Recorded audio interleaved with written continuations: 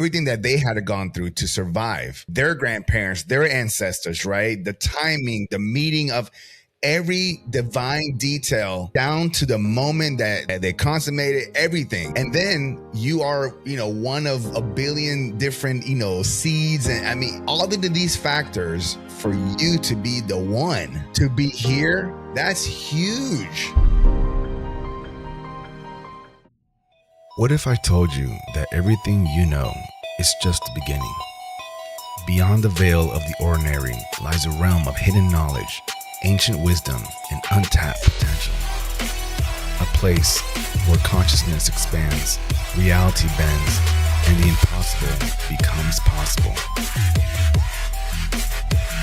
You weren't meant to stay asleep. You were meant to awaken. Open your mind, remember who you truly are, and step with me beyond the frequency 369.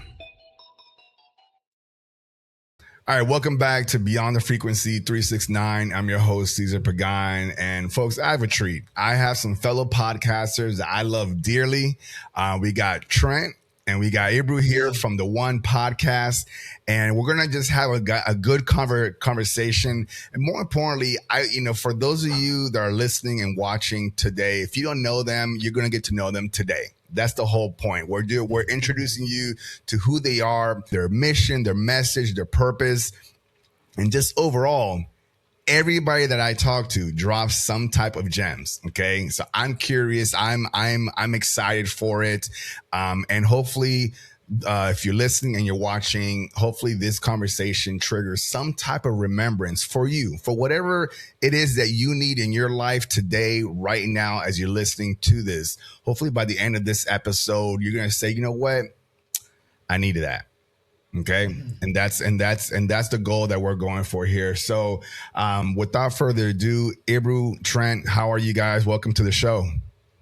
Thank you so much, Caesar the God. So much. Yeah, it's an honor to be here. Yeah, awesome. Thank you so much for having us. Yeah. Absolutely, man. We it's been a little bit long in the making, folks. I watch them, they watch me, we talk and we share and we provide each other feedback. We help each other grow. And that's why I hope that all of you guys are doing with people that you care about, people that you love. Hope you guys are doing that too. Don't just watch people, but like talk to them, converse with them.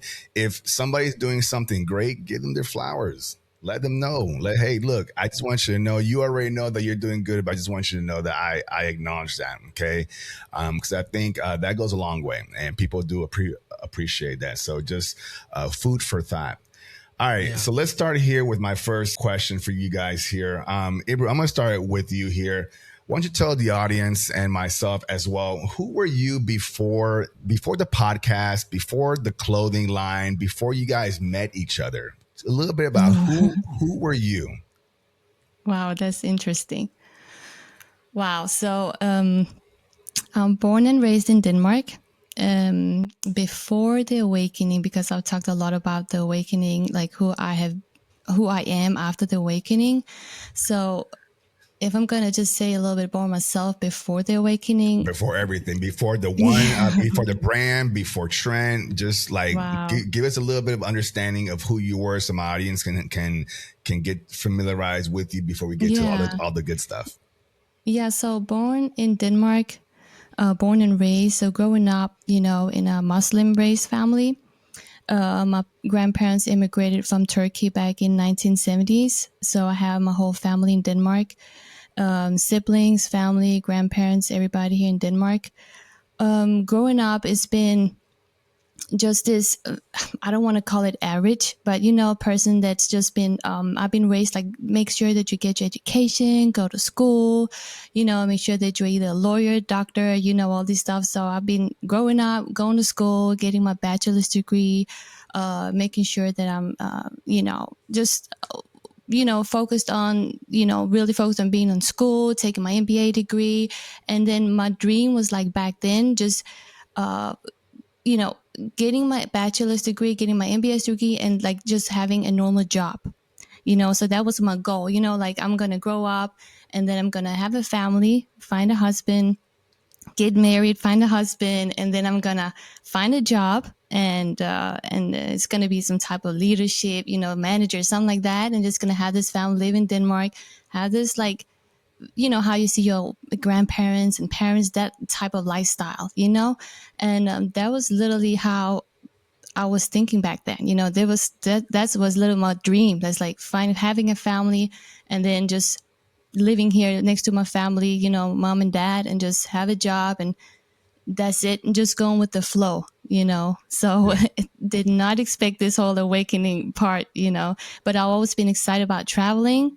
So during my bachelor's degree, I moved and traveled to China, lived there in Shanghai, so I always had that in me too, where I like really like to travel and see and explore too.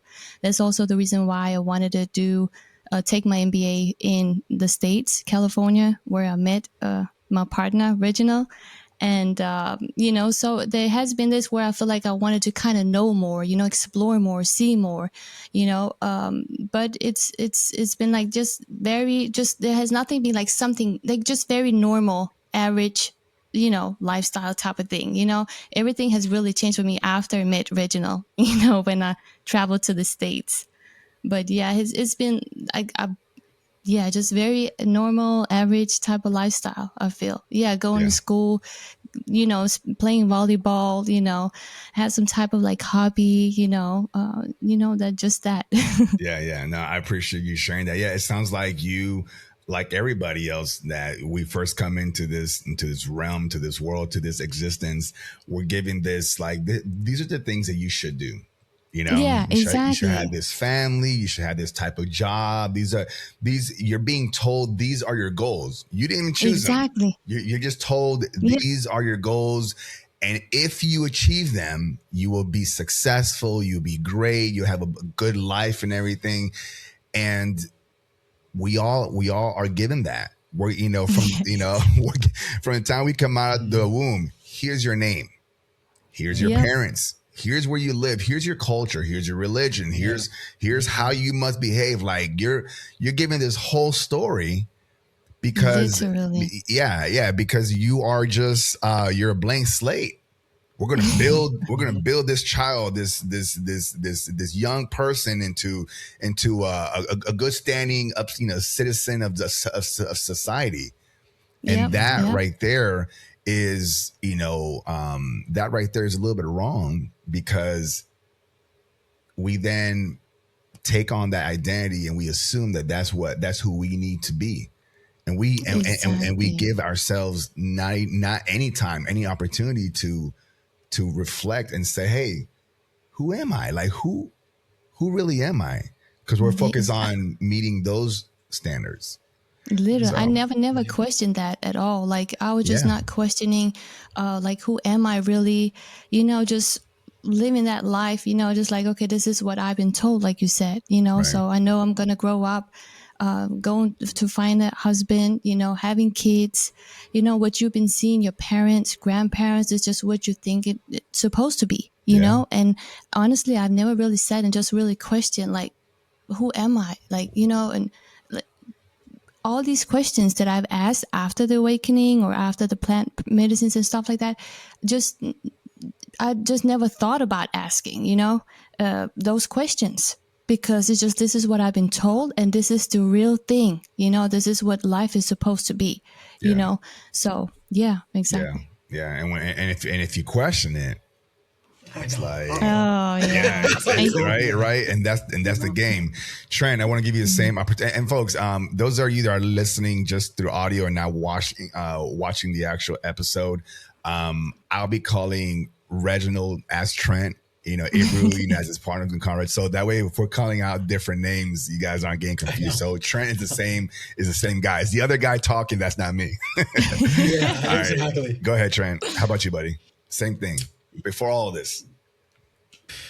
Man, well, what's crazy, man, is because the one brand, I was already building one before Ebru and I met. Mm-hmm. So that's, Ebru and I have been together for almost 10 years already. Oh, wow. Yeah. We actually met, she and I met 11/11. And I think we just celebrated our 8-year anniversary last month. Congrats, you Yeah. guys. Congrats, Thank you you. guys. Yeah. Same month as you.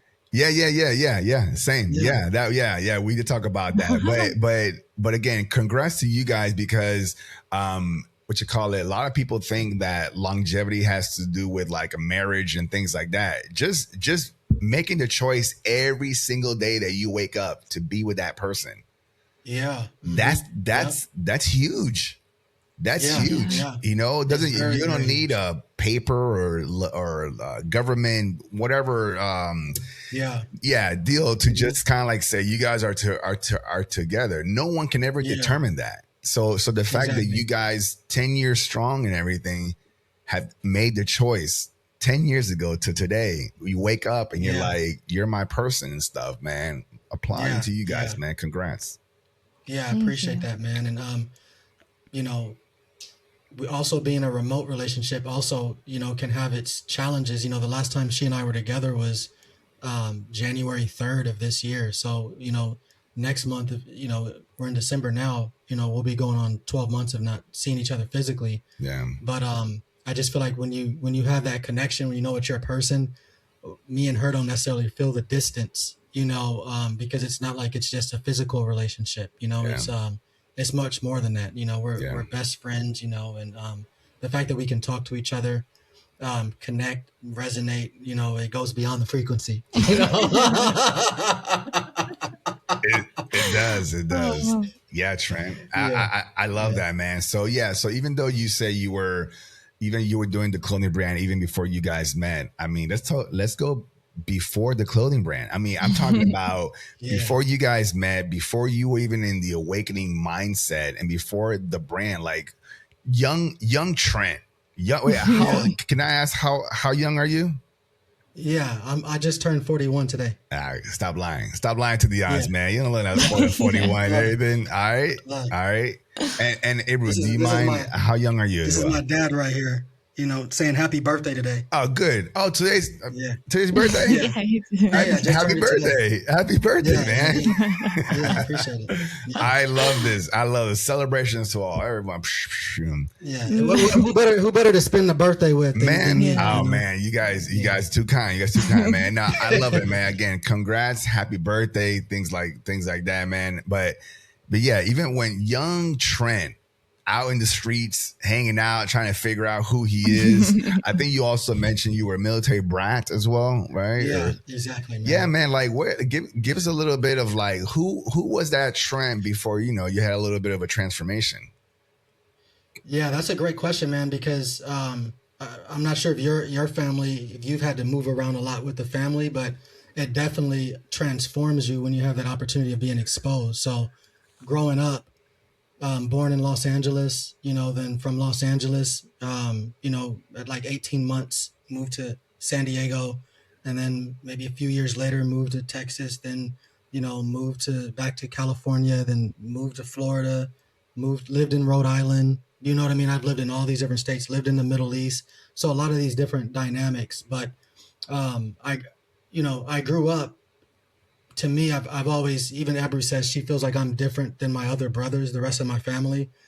In fact, you know, my brothers all live, you know, I'm the oldest of 3 brothers, you know, and my other brothers live with my mom, not with her, but, you know, in the same city in Texas. Okay. And I'm out here in Mexico, you know, and, doing it, you know, looking to, moving back to Los Angeles soon, you know, so growing up, man, I was just somebody who was always just, to me, kind of thinking, you know, my younger brother immediate is like 2.5 years younger than me. Then my youngest brother is like 15 years younger than me. So when I used to move, I used to love each city, each state. Like anytime my mom was like, "Hey guys, we're getting ready to move," I used to be so excited. It's like a new adventure, a new place, a new identity I get to transform.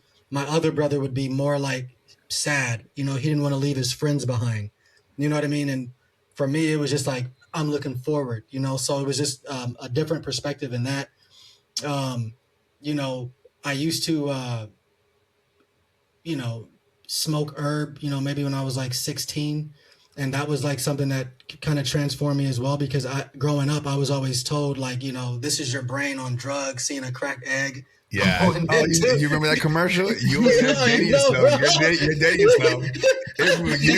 You never saw that commercial, right? Yeah. Yeah, we saw it. Yeah. Bro, I just knew my life was just gonna go to hell. All this stuff, man. When I first smoked, man, and I was always an introvert. Like, people would tell me they never would hear my voice. They didn't know what I sounded like because I would never speak. Teachers, really? Everybody. Wow. Yeah, I would never talk.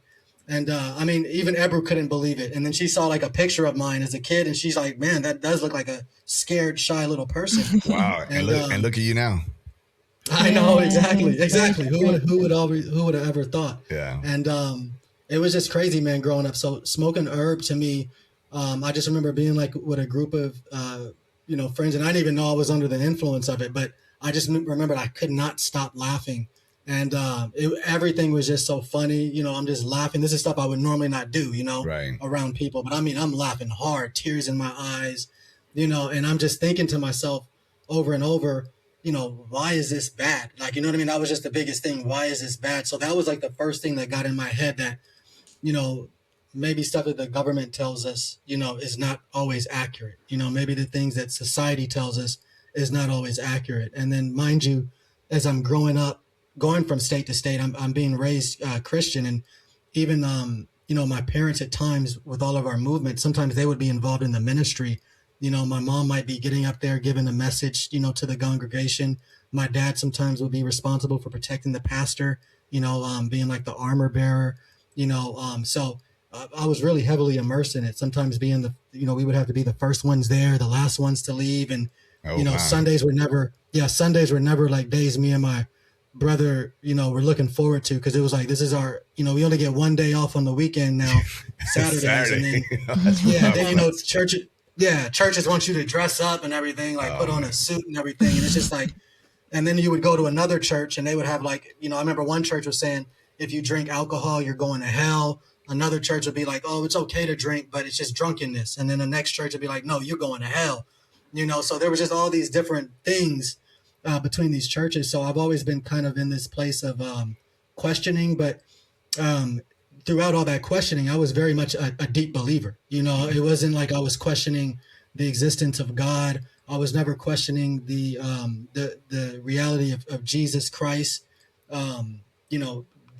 Even to this day, I have very much respect of Jesus, but now my interpretation of Jesus is completely different than growing up. But right. At some point I started, dealing drugs, and for me, it was just, I never saw a bad thing about it. Even when I was gone in the Middle East, going into banking, I came back to California, and, where it's not necessarily illegal, but I was, very much about, getting it into the hands of like seniors, people who were disabled, because, I saw like a very, I don't want to say a big market, but there was a void there, when I would talk to, because even as a young kid, I would be hanging out with older people, even as a bank manager. I was the youngest bank manager in Navy Federal Credit Union's history. I became love Navy Federal Credit. Yeah. Those guys were those guys were the first ones who gave me a loan for my first car. Yeah, exactly. I love them too, man. We're the world's largest credit union too. Yeah, they are. Yeah. And so, I became a bank manager at 21 years old. And so, took, care of the different troops out there. And so, and also during that environment too, when I started, it was a very much a growth season. So I started the same year that the new CEO started, Cutler Dawson. So we grew from $24 billion to $50 billion, in just a matter of years. We doubled our size. And as a large, the bigger you get, the harder it is to grow. So to double 24 billion, if you're growing at like 3 to 5% at that $1 billion rate, that's a good rate of growth. Right. So to grow by over 100%, I mean, people don't know how much I learned, how much I downloaded by being in that environment. So we've always been about growth. You can see our channel growth has taken off. Even when we were doing Airbnb, we grew to 1 to 5 units in like 3 months. Just because we just love growth, and I love you guys do stuff. Between you two, you guys do Airbnb and stuff. We actually got out of it, but Oh, yeah, yeah, we okay. were, You were because doing it. COVID basically took us out Oh, of okay, it, you know? okay. Yeah. But y'all was hustling COVID said, then. Y'all, yeah, y'all yeah, was yeah. Oh yeah. Yeah, Oh, yeah. this is nothing. yeah. We done a lot of different Oh things. I yeah, we've bet. done so many different things, Love bro. it, So love many it. different things. Yeah. So that's just to give you a little bit of insight, man, of like kind of who I was, you know, and who I am. And then, you know, I've lived in the Middle East. That's when I was working at Navy Federal Credit Union. I spent time in Africa, you know, because we started developing more operations there. Because I was very much not just a bank manager. I was kind of in charge of the Middle East and Africa. So I would have to go to Africa and spend time out there. You know, we were building, you know, the first kind of country to country or continent to continent remote ATM, where you have an ATM. Normally an ATM is remotely managed, like maybe a couple miles from the branch, you know. So we had it on a whole nother continent. And so I would have to go out there and manage that, you know, and fill it up, make sure it was filled with money, audit the money, you know, because we had the Navy Exchange, which you're probably familiar with. Yeah. They were the ones who would actually be responsible for putting the money in. But I had to make sure that the money was staying, you know, accurate, you Yeah, know. so you've been around, man. You've done some things even before what you're doing now. You've done a lot of things, and Ebru, I know. Yeah, I hear you too, man. I know you've done a lot of things too. So, what a beautiful share. I appreciate you guys sharing that. Everybody's getting a little bit familiar with who you are. Now, let's get to the meat and potatoes of this, right? so Ebru, I'm gonna go back to you here. How did you get to your spirituality awakening, and about when did that happen for you? Let's just start it there. Like, how'd you get to that point where something happened and you're like, there it is? Yeah, I feel like it was definitely after I moved to the States, after meeting Reginald.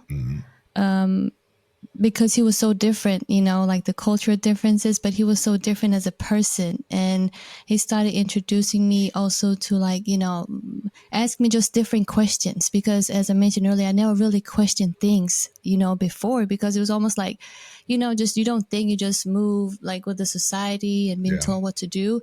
So he started asking me those questions, and I feel like I'm starting to have this relationship with God, you know, understanding more of myself a little bit. So I feel like when it really happened, I feel like it was actually my plant ceremonies. That's where I feel like things were really, you know, that just hit me really hard, but in a good way, you know. And I'm sorry, what's your plant ceremonies? What's that? That was ayahuasca, bufo, mushrooms. Okay. And what else did we do? LSD. LSD, yeah. So when you say, is this like a routine thing that you guys do, or was this a particular event that you guys went to? I'm not sure. I'm not following. Yeah, this was a plant ceremony. So, like, you know, like they kind of, you know, some people do ayahuasca retreats. Okay. So it was something like that Ebru first encountered, and so these were all different individual kind of staged events. Yeah, and I feel like Reginald, he's always been, you know, just searching a lot of things, always very curious, wanting to know more. So he was actually, I know Reginald's going to talk about that, but he was already in that awakening, you know, looking into stuff. So he was sending me videos, and I think this was back in, was it last year? Reginald, was it last year? Yeah. So he keeps sending me videos and stuff, and I'm like, we were doing one brand, and he was sending me videos, and I'm just kind of looking into it, but not really, you know, what is that? Doesn't make sense a little bit. And then he sent me a video around March last year. Who was it? I can't remember who it was, but it was like a specific video he sent me where it just, because we were building one brand, and after a certain time, like there was at one point when we were building one brand, Reginald was like, we just need to pause, stopped everything. And I'm like, what do you mean? That's our whole purpose, you know, this is what we're doing. So he wanted everything to just stop. And he said, you need to look into this stuff. You know, this is like, that was when he was going through this whole awakening. So he just had us stop everything, you know, and then he keeps saying, mind you, at this time, Ebru, not to cut you off, Ebru was working in a factory at this time, you know, for the purpose of, you know, not only allowing our business to survive, but so that I'm actually over here moving us forward so she doesn't have to stay in the factory. Yeah, You so know? I was working in a factory to just keep the business alive, and we didn't have any income back then because, as we mentioned, we were doing Airbnb, COVID, everything happened. I had to move back to Denmark because we were in the States together. So when I was in a factory working, as we were working at team, but he was working like 24/7 on one brand, and I was like making sure that I was in the factory, making sure the income was coming so we could keep it alive.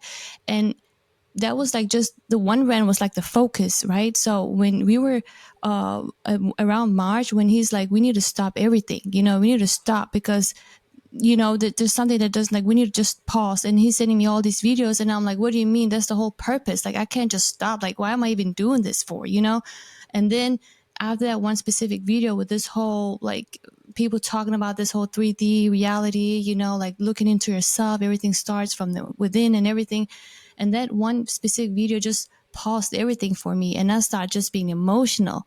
Like, it's almost like, I don't know what was going on inside of me, but I feel like from there, that was just slowly where things were just starting to kind of like, wait, what is going on? You know what I mean? And it just felt emotional. I feel like, let me just stop, look into myself. Who am I? What am I doing? Like, what are we really doing with this one brand? What is the purpose? Like, why are we here? So all these questions start to just like never ask those questions at all. So it was just overwhelming in the beginning. And from there, Reginald was like doing, like, he was fasting. So after that time, I was going into a fasting state too. So I fasted for the first time in 7 days. So during that fast, I was like getting more into like, who am I? Just more inward, like working on myself, releasing certain things.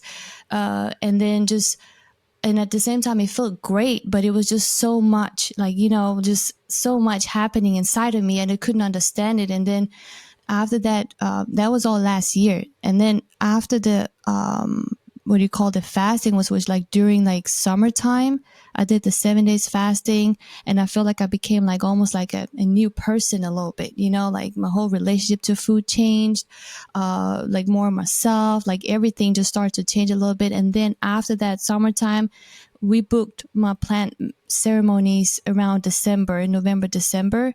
So the mushrooms, the ayahuasca, the bufo, LSD. So I took the trip to Mexico, and also to visit Reginald. And then I just flew in.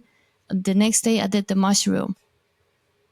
That just was just like, I mean, that's where really everything just changed, like instant. Like the mushroom was just like the craziest but most beautiful experience. I always talk about that experience because it was like my first time I'm flying in, and I feel like I've been like doing a lot of work inside of me too, until that time, because I feel like, wow, I'm starting to learn more myself. Because Reginald was asking me one time, he's like, what's your favorite color?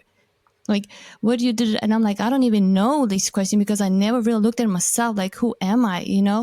And it was always been that Ebru, like this is my identity. This is who I am. So that mushroom ceremony, which was like from 8 p.m. to like the next day. 12 hours. Yeah, 12 exactly. hours where you just with a group of people. Yeah. And then you just taking in the mushroom. And it was just, I think I was crying for like the whole time, hours. Like I was just crying. Like, oh my God, it was like the most beautiful experience. And then as I'm crying, I feel like I'm releasing so much stuff, like all these old stuck energies, trauma, blockages. And I'm like, why am I crying? And I felt so much, like I feel like almost like ancestors' pain type of thing. My grandparents, like when they immigrated to Denmark, my parents, it's like I could feel everybody's pain in the family, and it was just like releasing so much. So, man, that was a beautiful experience. And that's why I feel like I'm like, what is this? Like, who am I? Wow. Like, it was just like a whole new, like, shift, And then I'm coming back I can't remember, was it a week after? It took like was it Bufo? Yeah, I think we did the Bufo. Next. Yeah. So all these ceremonies I did right back to back to back, that's when really just everything just shifted from that moment. I mean, and because mushroom was my first one, that was very special. But I remember coming home after that mushroom, like, wow, like, and I could just not get over that experience because I'm like, this is like, and that's why I really start real deep, like asking those questions, what is this? And I feel so light after that, so that's what really everything just started really, for Yeah. me. And then when she did the LSD though, that LSD, man, she turned into a whole nother person. Like Yeah. to me, she was able to see more of her past lives. I mean, I've never Yeah. seen her in that state of being. And mind you, when she's talking about doing these mushrooms, ayahuasca, she's doing those by herself. I made a point to not go with her. She Yeah. at first wanted me to go with her, like, oh no. I said, no, you need to go into the cave by yourself. This Yeah, is and then your before experience. I actually booked the ceremonies, Reginald already did all the ceremonies. So he was actually going into those, and then he was sending me videos, and then he was also telling me like, oh wow, you need to try this. I'm like so skeptical. I'm like, why would I do that? Like, why would I do this? And What's the like that doesn't make purpose? sense. Yeah. Yeah, what's the Hmm. purpose? Like, Yeah. and then I don't even know if it's gonna hurt me, and then he was sending me videos where you could hear people were screaming, Yeah. crying, and I'm like, why would I put myself out there like Yeah. that, And Exactly. now I remember it triggered me so much. Like I would get upset, and then later I was like, just sitting with myself, like, why am I getting triggered? It's like, there's something I need to look into. This is what I'm learning today. Like if it triggers you, is like your body or something's trying to tell you something. So I'm like, you know what? I'm just gonna do it. And then I'm so grateful today because after that, these experiences, I flew right back to Denmark, and short after, I just got out of the factory, got into another high paying income job, so everything just shifted Yeah. immediately. Wow. Ebru, I thank you for sharing that. That is Mhm. beautiful. What just to kind of take back some of the things that you said, the fact that you share with us your moment, where you feel like that was your catalyst. That's what shifted you. Your experience, how you felt about it. You realized that you weren't fully aware of who you are. You've never Mm, asked yourself that question. People have always told you who you were, but you never exactly. asked yourself. That is And real. Yeah. the when you said you were experiencing with the mushrooms and the plant ceremonies and everything, from what you were saying, I could see that you were peeling off like an onion. You're peeling off layers, Hmm. and Yeah. the further you got into the center of you, which is the core, which is what makes, when it comes to onions, right? It makes you cry and everything. It makes you cry. As you Yeah. start like taking all these layers, you start feeling that you can't hold back those tears. You're like, why am I, Mm. as you're chopping the onion, right? As a metaphor, why am I crying and everything? You just can't help Yeah. it. And Yeah. the videos that you saw of people screaming and stuff, that's sound. That's a release. Hmm. It's a Hmm. release. If you have a Yeah. thought and when you speak, you're releasing that thought through words, Yeah. Yeah. But when Yeah. you don't understand these mechanics and you're getting videos like that with no context, no purpose, understanding underneath it, as a human in this current experience, you're going to get frustrated. You're going to get pissed off. You're going to be like, Oh, why are yeah. you sending me these things? Like, what's going on? But you said something important, Ruben. You said, why am I getting triggered?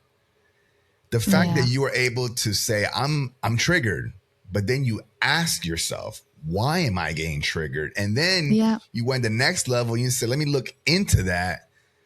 Ebru, you're dropping gems.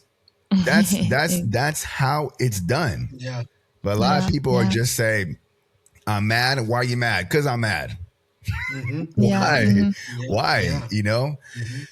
I appreciate that. Trent, I want to give you the same opportunity, man. Talk to me about your awakening moment, your how that experience was for you and how that, elevated you to the mindset that you're in today. Yeah. I feel like, man, like I said, growing up in the church system, I always knew about Jesus, knew about God, knew about the Holy Ghost. In fact, I would be in churches where people would fall out, from the Holy Ghost, and sometimes I'd go up and stand in line, to have prayer for myself, and people on the left and right of me would be falling out. I wouldn't be falling out, and but I didn't discount that it wasn't real or something, but I just knew that I wasn't falling out. It And wasn't for you. yeah, exactly. And then during my relationship, I went through it was like a turbulent relationship, and during a season in the relationship, I was very broken, and I went to my mom's place, in the kingdom of Bahrain in the Middle East where we were. Wow. And so my mom had me go into like she had more than one room. I don't know what kind of room this was, but it was like a guest bedroom, but also like her other closet she'd have clothes in. And so my mom just had some it was a group called Shekinah Glory Ministry. So she just had like this album, this Christian music, had me get on my knees and just, pray, thank God. It was just kind of like almost like a mantra of just saying, thank you, God, thank you, Jesus, thank you, God, thank you, Jesus, like just kind of doing that. And then as I'm doing that, just in that brokenness, all of a sudden I just feel like that, whatever they call it, that Kundalini awakening. I felt something come over me, this warm, and like, even as that's happening, like I'm pausing just to be like, is this real? Is this really happening right now? Like, you know what I mean? Like to make sure like what's going on. I'm very aware that something is happening, and it's such a very good, warm, joyful feeling moving through my body. So after that, I just became a hardcore, you could almost say reborn again Christian. I would be carrying around a big Bible, and I was always like my own type of Christian because I had been exposed to so many churches. So I would be, there's a place on the Ritz-Carlton called Trader Vic's, a restaurant. I would be at Trader Vic's with like a big, tall, draft beer and another cocktail called a Samoan fog cutter, and, have my big old Bible while I'm like drinking beer and drinking my Samoan fog cutter, reading the Word of God. And again, mind you, this is a Middle Eastern Muslim country too. Yeah. So even at the same time, I'm moving the ministry. In certain countries you can't do that. It's prohibited. So I'm going into hospitals, praying for people, quote unquote illegally, going into camps, where like Indian people are, Indian workers are, praying for their families, distributing the ministry, handing out, gospel tracts, putting them on cars, at night, so nobody can see. So hardcore. Hustling. Yeah. Hardcore. What did we say earlier, bro? If you're going to do it, you're going to do it, man. You ain't playing no games, bro. If I believe that I'm truly saving somebody's life from eternal hell and damnation, how can I just sit idle? So that's why I burn so much with the One podcast, man, to not be able to tell somebody that they're God. I cannot keep that in if this is the truth. And for me, this is my reality. This is what I've been exposed to as we go further into the story about my awakening, and last year, that's when I really became awakened, because eventually I stepped more away from church and I began to say, I don't, I'm not a Christian, but I follow the man named Jesus. So that's what I would say up until my awakening last year. And even in fact, when Ebru first met me, I told her I'm not from here, so this was 8 years ago. I'm telling her when she first met me, I'm like, just so you know, I'm not from here. What do you when you said that, when you said I'm not from here, Ebru, just to ask you, what did you think he meant by that?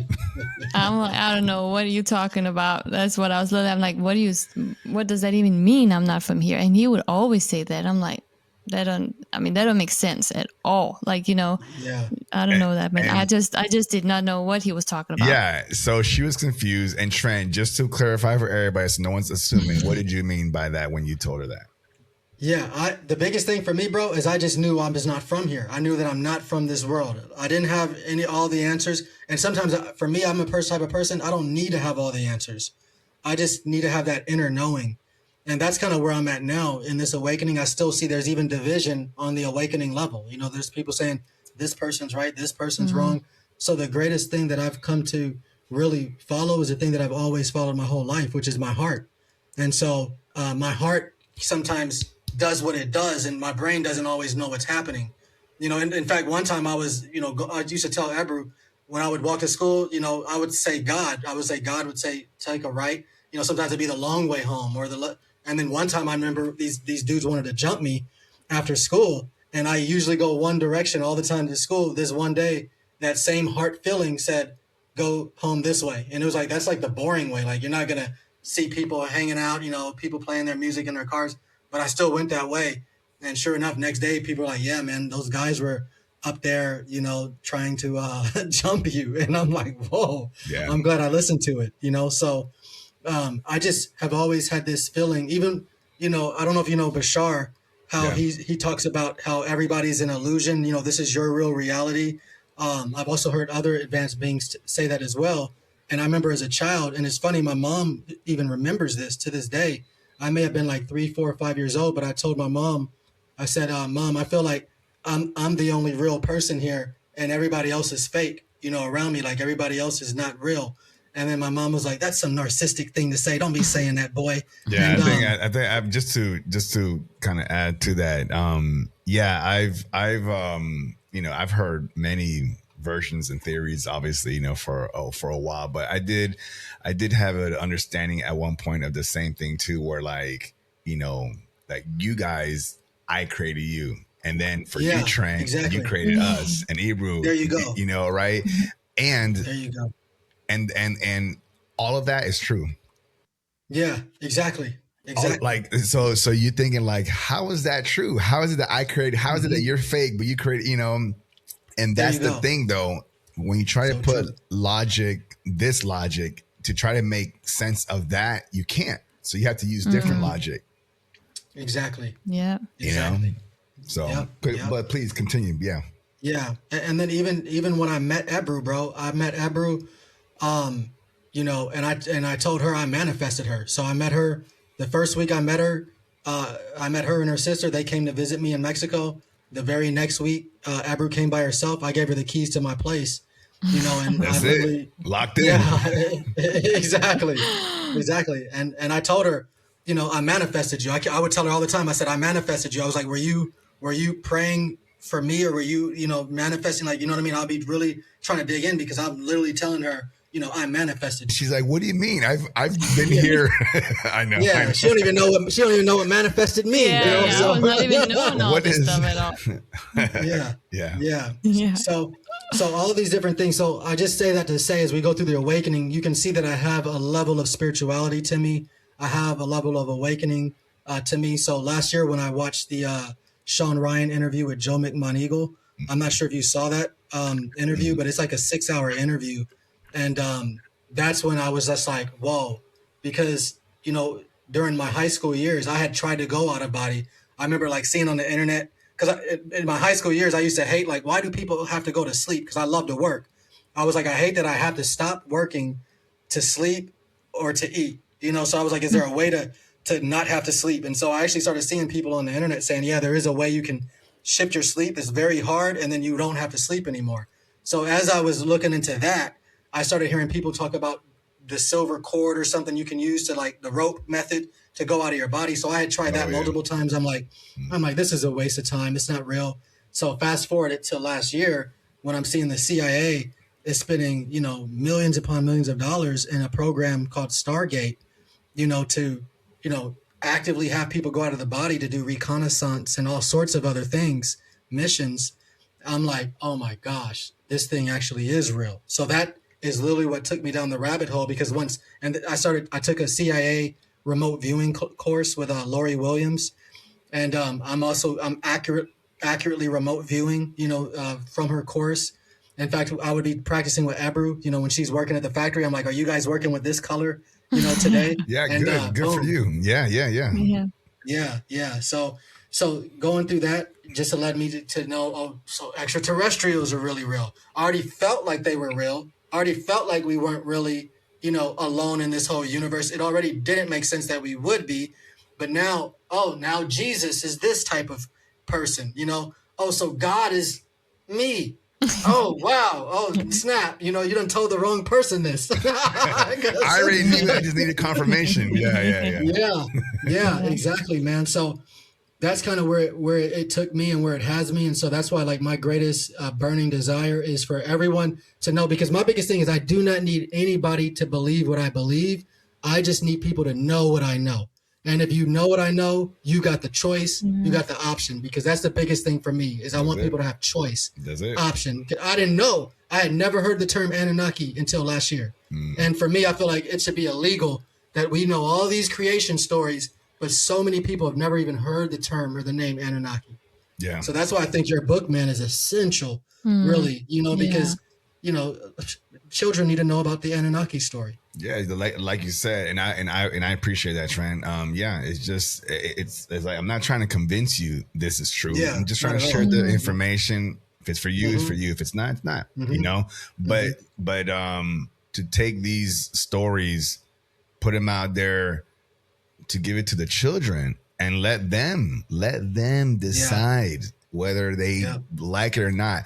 They don't have to remember the entire story. The story is just built just to tell a story. But at the end of the day, there's going to be one word that they remember, and that's what? Anunnaki. And that's the goal. That's the goal and everything, you know, and stories like that, you know, people have asked me like, hey, how come you don't just write like a book for adults? Because they're already set in their ways. Why? You know, like they're going to be like, nah, but to kids they're like, wow, like this, you know? So I think that's how you change the future and stuff by, you know, giving the children that are going to be filling in that future the option to say, okay, you know, what's what. So have you heard the saying that says it's easier to build a child than to repair an adult? I haven't, but I like it. I agree with it. Yeah, I agree. Isn't it with real? It. Yeah, it's easier to build a whole human child than to repair. Just do a simple repair on I'm not absolutely. I mean, shoot, the military does the whole like the whole breakdown of adults. They do pretty well at it, you know. They break you down. Right. But in that training, there is a lot of fear and a lot of loss, and that's everybody knows. No matter who's saying it, if you're using fear and loss as a tool to change things, that's manipulation. That's manipulation stuff. So doesn't matter. I don't care if it's the pastor that has the most credit. He's been doing it. Everyone loves him. If he's telling you, if you don't follow these rules, you're going to hell. I'm done. I'm done. I'm walking out. I'm walking out. You know. So, Trent, I appreciate, just like Ebru shared, I appreciate you sharing your awakening. I think, you know, folks got a good understanding of your journey, and hopefully, in you sharing your experience, it reminded other folks that have reflect on it for a little bit, then locked it away. Now they're coming back to it, you know, or maybe somebody said, you know, like Ebru, you said you went through, well, actually you both did the whole plant ceremony. Somebody's probably listening like, hey, I did it too, you know, and I had the same experience and blah, blah, blah. And, you know, things like that. So I'm glad we're having these conversations. I definitely don't want to go without having you guys take the opportunity to talk about your brand, your one brand, right? Like, okay, so now we know how you guys, how the roads met right here, right? So now you're here. I want to know, regarding your one brand, why clothing? Why, out of anything that you guys can be doing and stuff, why do you think clothing is the way that you're going to be delivering your message to the masses? Anybody, whoever wants. Yeah, I feel like because you know, and I'll take this too, just because I'm the one that was building one, you know, before me and Ebru met, and I'm the one working full time on it. But she and I both equally are both into fashion design. You know, when I met her, she was building her brand, Cartilli. I was already building one, you know, in addition to my brand. Yeah, exactly. Cartilli. Okay. All right. I see you. All right. Go ahead, Trent. and I was building my brand one, as well as Bragg's, you know. And so as you know, we connected, like I had even told her regarding one brand, I was like, with so much of the stuff that's coming in, I'm like, this is not me, because I have very much have a high IQ, have very high processing. I know that I'm very smart and intelligent wherever it is coming from, but there's also times where, you know, like, it's not you, you know? So there were times when I would be telling Ebru, I'm like, this is not me. I'm just letting you know. She's like, man, this is amazing. Like, how do you think? I'm like, no, this is not me. You know, I can just tell like how it's just coming in and falling. So for us, it was a very natural thing to come into fashion, you know, and to do clothing. But for us to bring in the message of one, which is bringing divine remembrance, it's just a more amplified expression of what it is that we're here to do, what it is we're here to communicate. So that's really how the One podcast came, because as we're developing one brand and going through this awakening, it's like, you know, one brand is coming out in 2027. I need to be screaming this out now. Like, you know what I mean? It's almost like a fire is consuming me to just express more. And so when we were doing the Alchemist 369's 369 manifestation method, that's when this whole podcast came out of nowhere, of just like in the middle of just doing these 369 every single day, 3 times, then 6 times, then 9 times, writing out these things for 30 days. In the middle of that just came, hey, I want to start a podcast. And it was really, I want to talk to these 4 guys, Corey Brandon, Alchemist, Bam, and Jonadine, like these out of body explorers. I want to talk to them because I know, like attracts like, if you want to be rich, hang around rich people, you are the average of the 5 people around you. Yeah. Let me talk to these people right here, because if they're going out of body, sure enough, I should be able to go out of body, so that was my excitement. And then they all 4 of them said yes. And it was like, man, I had already had a list of guests. It's just like, so just keep it rolling. But for one brand, the whole focus is to bring divine remembrance and reminding humanity of our divine connection to self, each other, and our shared planet. So it's bringing that remembrance, but it's also amplifying the awakening, because the clothes, as you can see right here, it says 1-11-11. We got other models too. Yeah. Some shirts that say you are God, but these clothes, they create impact. They create a conversation. Somebody may say, what does that mean? And so now you're not only being reminded yourself, but you're reminding and awakening others around you. Yeah. We also do all of our materials 100% organic.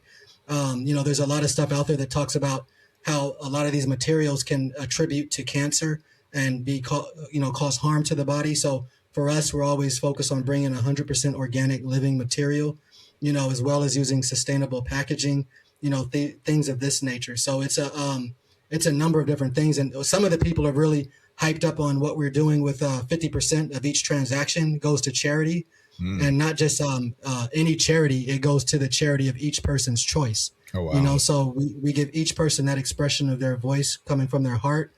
And we just actually partnered with the NBA's official charity partner, Change. Congrats. At getchange.io. Yeah, thank you. It was a big score, big win for us. Yeah. And Change has a database of over 1.3 million nonprofit and charities. So come on, it's like whatever you think. You want to take care of monarch butterflies, you want to take care of children, you want to take care of people that are older, you want to take care of plants, animals, whatever you're thinking about, the ocean, Change has the database to find. And again, this is big charities, small charities. You don't see your charity, you can register with Change to get your charity listed. Yeah. So it's about impact, man. This is what we're here for. This is what we're here to bring. And to know that we have 50% of every dollar going to that impact. This is what we want to do. And in fact, we would love to know that we can increase it more than 50%, but we just have to be responsible and reasonable as we're building. But we're already starting it off with 50%. And our goal is not to have this be something that this is what one brand does, but we want to see the other people within our industry. We want to know Gucci is doing this, Hermes is doing this, Louis Vuitton, Chanel, all these other brands are stepping up and saying, this is a model, and maybe they will if they start seeing people are literally coming over to one solely just because we give 50% to their charity of choice. So this isn't the trend. Yeah. Said it. Yeah. Yeah. Mm-hmm. Yeah. Exactly, man. And that's also, it's like how we co-create, this world together, because if we all doing something and impacting each other, for the better, a better world, all this stuff. So, this is just great to see that people interested too in wanting to impact. People already know what they want to donate to, so just seeing all this, that we all co-creating this, beautiful world together. Yeah. And it's like, how much does one really need when it comes to wealth, accumulation? To me, I'd much rather know that I'm impacting more than I'm hitting $1 billion in sales revenue or hitting this. I'd rather know that, I didn't hit $1 billion in sales revenue, but I hit 500 million into the world today. That just sounds so much more better to me. Everybody's different, and I'm not here to discount anybody what they want to achieve, but just to know that what we're here is co-creating, you know what I mean? To just know that you're partnering with the world to impact and inspire the world. I mean, to me, it's just the highest level of feeling. And one of the things we say in our community at One is the greatest luxury is the luxury to give, and that's one of the things that we believe in. Yeah, no, I appreciate that, man. You guys are doing amazing things. I'll be rocking your stuff when it comes out. I like I already know which one I want to wear. The one that you say, I am a guy. or you are a god, whatever, right? Yeah, Like, so we got both. yeah, okay, great. I'll take two. Yeah, so exactly. yeah, no, you guys are going to do great. And I like the fact that you're putting it out there to set the trend. See if see if it sticks. See, people want it. I know they do. It's just that people also are afraid about being judged, right? Judgment is a key part to all this. So when people feel like they're contributing or investing themselves into something and then they're going to be judged, they kind of like hold back on it and everything. So hopefully, folks, if you guys are listening, which you are obviously because you hear my voice, but if if you're watching and everything and you guys are feeling what Trent just talked about regarding the message and the purpose of their brand, of the one brand, when it's out there, look for it. I'll tell you what. I'll tell you this right now, guys. When you guys launch officially and everything, I have no problem throwing your link on my website as well. And just thank you, just drive some stuff over there and everything. So it's all about supporting each other. Yeah, absolutely. Okay, so now you guys are together doing the one brand. You're podcasting together. For this last topic, I was kind of curious of how is the experience of the both of you working together, okay, doing this podcast, walking the same path, because it's rare with couples. A lot of couples, typically it's one person's doing the podcasting, spiritual awakening, all the good stuff. Other ones just being a good supporter, of it. But both of you're in. Like, how's that dynamic? Ebru, let me turn that back to you. How's that dynamic? Are you talk to the folks that are probably going through it too, like, man, I wish I had a partner that was with me walking the same path. And, like talk to those folks and just let them know how your experience is thus far.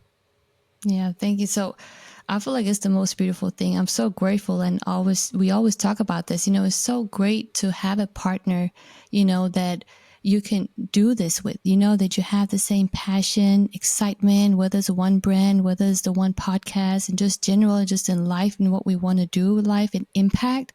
Because I feel like that it's just great to be able to talk about that, and just inspire each other, and just know that you're doing big things together. So I feel like that's a great, and like we always say too, on our episodes, like express yourself. I feel like that's one of the most important things, because that's what I have learned this year. This year it's been like, just express yourself, because if you want to start something, whether you do it with your partner, it's always great to have that support. It's great to have a partner that you can do it together. You can discuss things with, you can motivate each other, encourage each other. But I feel like it's, whether you do it with a partner or not, just make sure that you express yourself, just talk. And if you want to start something, just say things that you feel like it's in your heart, because I feel like the most important thing is like the impact, and share your experiences, but I really enjoy doing it with Reginald. Like, he's been the one kind of, the fire energy, we always say that he's Sagittarius, I'm Capricorn. So he's literally that fire is always like, I want to start a podcast. I want to talk to this, and I'm like, you know what? Let me just jump into it with you, and it just helped me to like kind of express myself more, talk more, share more, and just having that support, is a beautiful feeling. I love that, so I'm grateful that I'm able to do it, and he's always been the person that also I looked up to, because it's been ahead of the game. I always said that he's always so ahead, and he's always like been motivating me, encouraging me, always tells me like, you should do that, you should do that. So just having that person just telling you like, yeah, do this, like this is how you should do it when you do this, or say it this way, or do it this way, so it's just great to have that. And then you can just, be a better partner together, encourage each other, so I love that experience. Yeah, I appreciate that. And it sounds like what you're describing is being authentic. Oh, Being Yeah, you know what? Growing up, that's what Reginald always tell me to, don't look to your right or left, because that's what I feel like I grow up like looking at, like, what do people say? You know, like, let me just make sure I do the right thing, because my parents and grandparents expected me to be this perfect, you know, like, you got to be a doctor, you're going to be a this, you're going to be a that, lawyer, you know, what do people say about you if you're not doing it? What if you know what I mean? So it's always been like, I feel like growing up before the awakening, it's always been like, okay, so let me just do the right thing, you know? What if they say this about me? You know, I'm always trying to be the perfect person, and just realizing that I never really been myself, you know what I mean? It's never been even like, who am I? You know what I mean? Just being my authentic self. And that's what I feel like a part of the awakening was, where I really feel like I'm becoming more of my authentic self, you know? And Reginald always used to tell me, don't look to your right and left. Be you. You know, what do you like? Don't try to look and try to say the right thing, you know, because that's what I feel like I've been kind of growing up, you know, like, do the right thing, you know. Yeah. If you feel like there's something in you growing up, it's like that shy, it's like, let me just make sure I don't say, because what if people don't like me if I say this thing, you know? Just make sure you say the right thing, do the right thing. And then after this awakening, I feel so much release, like, you know what I mean, relief of like, man, you know what, if I feel this way, if I want to, you know. And that's why I feel like a lot of people in the family is also looking at me like, well, this is a different Ebru, you know, we're not used to see her like that, you know. So it's she's like, not part of the tribe anymore. She's not one of us. exactly. She broke out. Whole different She person. broke out. Yeah. You know, It's like, and it's like, you can see they're looking at you like, you're doing it wrong. You know, Yeah. this is wrong what you're doing. You know, you're supposed to be doing that, you know? And I have had emotional moments a lot where my grandpa's been like, you should find a job. You know, when are you going to have a husband? When are you going to have kids? When are you going to do this? Look at what you're doing. It's not looking right. You know what I mean? So, and it's like, man, that's just being my authentic self. You know what I mean? I feel like the important thing is to learn who you are, first of all. You know, who are you? Yeah. You know, Yeah. what do you want to do in life? You know, all these different things, you know? So, yeah. Yeah, the advice that our elders give us with good intention, with good intention, but sure. always keeping in mind that their advice is coming based off of their understanding, their experience, right? Yeah. And they can only work with the tools that they have. So Exactly. understanding that their advice comes from a good place, even though it's not the advice that you want or that you need, it's not for you. You say, you know what? I love you, grandpa, grandma, mom, dad. I love you. I appreciate it, but I'm walking my own path. That's it. Yeah, Yeah. exactly. That's it. being That's it. authentic too, because you're That's doing what, that's yeah. authentic truth coming out of your mouth and everything Yeah. stuff. And people are not going to like it. They're going to get like, you know, well, I still think you're wrong. That's okay. But guess what? Yeah. I still love you. Yeah. That's Exactly. it. That's Powerful. that. As Yeah. long as you can act, because you'll never really able to really say the right thing. You can, but like Trent's been telling you, you know, as long as you do the right thing, Yeah. and it doesn't mean do the right thing for others, do the right thing for yourself. Exactly. All right. Exactly. So and you're good. And I want to also point out one more thing, that I see the love between the two of you. I see how you both gave each other your flowers and your credit and things like that. And I appreciate you guys demonstrating that and continue that in your relationship, because that's very important. And keep in mind, Ebru, you are the feminine to his masculine, and he's the masculine to your feminine. All right. Yeah. So this is how you Yeah. guys are making things happen. Okay. So good on you. Trent, same question, buddy. Yeah. Yeah, go for it. I can even add to the fact like how Ebru's story is, and what you're saying too, how we give each other flowers. Even right now, I'm so proud of her because English is like her third or fourth language. And when we first started talking, she would not even Oh. respond back to me. I'd be sending her a message like in the morning, and she's messaging me back at nighttime. I'm like, is she over here playing games? You know what I'm saying? Like, what's going on? But she'd be like, you know, this is before ChatGPT, obviously. She's asking her sister who could speak English better, because they were both in the States at the same time. Wow. Getting their masters. So she'd be having her sister help her communicate what she wanted to Oh say. yeah. She He would don't never know talk. this whole time. I'm sorry to cut you off, but this whole time when I'm getting a long message, and then Yeah. I'm like, okay, how should I respond? Like, I don't even like, you know, how do I like listen? Like, how do I come out with this? Like, how do I say it the right way? And I'm like, okay, so I'm waiting. Sometimes when my sister have time, I'm like, can you please help me write this message so it sounds good, And see, that was not my authentic self just saying, like, today I'll be like, you know what? English is my third language. I don't speak it well. And just say, how you would say it, but it had to be perfect, So I waited for my sister. He don't know, this whole day I've been stressing about sending him a message back. That's wild. And I mean, thank you for sharing that. Wow, you came a long way. Look at you. You're on the mic. From not being able to, like, from stressing out, and that stress that you experienced back then, trying to figure out the right thing to say and everything, that causes a lot of, physical damage, emotionally and mentally. And then not only for yourself, but then for him, because he's not, right. And now that you've gone past that, this is what's so good about peeling off layers. Because you've always been able, Ebru, you've always been able to express yourself to Trent, but you were trying to find the right things to say. And we just talked about that. It's not about the right things that you say. The fact that you reply back, even with a heart, that would let him know that, hey, I see you and stuff. So exactly. I love this. So folks, if any of you are going through that, take notes. This is great. Trent, let me allow you to continue what you were saying. Thank you. Yeah. So also to add on to the fact of what Ebru was saying earlier, with how she was very traditional in her thinking. She was very, I'm going to get a job. I'm going to be an executive at, because Lego is out of Denmark. Oh. So in her mind, she's going to be working at Lego as an executive, Big dreams. Yeah. And she's asking me, like, what am I doing? I'm like, I'm building my business. I was like, I don't plan on working more than like 4 hours a week. I don't want to have to work more than 4 hours a week. And she's like, how's that even possible? Like, that's not possible.